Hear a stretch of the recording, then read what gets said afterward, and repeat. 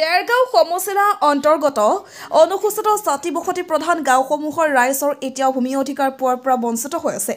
সেয়েহে বাহগুৰি খুটাগাঁও বাঘবাৰী নেঘিৰিটিং আদৰ্শ গাঁও আদি গাঁওসমূহৰ ৰাইজৰ ভূমিপট্টা দিয়াৰ ব্যৱস্থা গ্ৰহণ কৰিবলৈ অনুৰোধ জনোৱাৰ উদ্দেশ্যেৰে আজি সদৌ গোলাঘাট জিলা অনুসূচিত জাতি ছাত্ৰ সন্থাই দেৰগাঁও সমজিলা আয়ুক্ত মহোদয়ক সাক্ষাৎ কৰি স্মাৰক পত্ৰ প্ৰদান কৰে।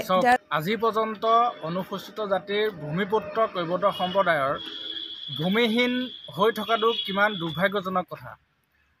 বাঁহগুৰি হোটা গাঁৱৰ অনুসূচিত জাতিৰ ব্যক্তিসকল প্ৰায় 50 বছৰ বসবাস কৰাৰ পাছতো ভূমিপট্টা বা ভূমি অধিকাৰ নোপোৱাটো অতি দুৰ্ভাগ্যজনক কথা।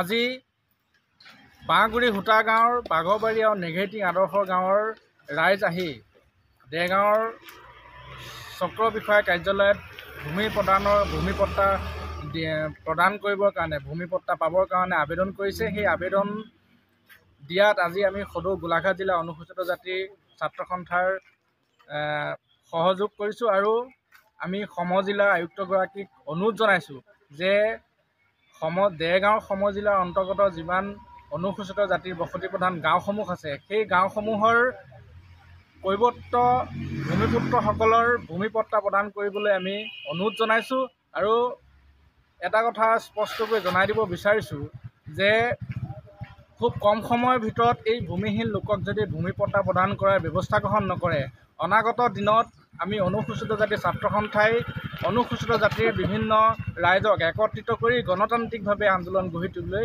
বাধ্য হ'ম।